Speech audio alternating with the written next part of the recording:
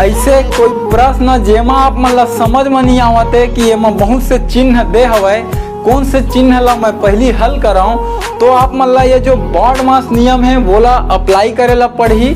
तो वो नियम के तहत सबसे पहली यदि प्रश्न में कोष्टक दे है, ठीक है, तो बोला आप मन ला हल करल पड़ही। और ओकर बाद का, तो का के अर्थ आप मन समझ लो जो गुणा होते ओकर से हवय, ठीक है।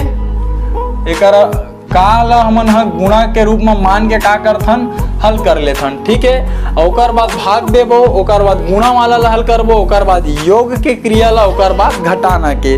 तो संगवारी हो ये होथे बॉड मास नियम, ठीक है। ये हो बॉड मास, ओकर हो गए ये सब फुल फॉर्म, ओकर ये हो हिंदी नाम।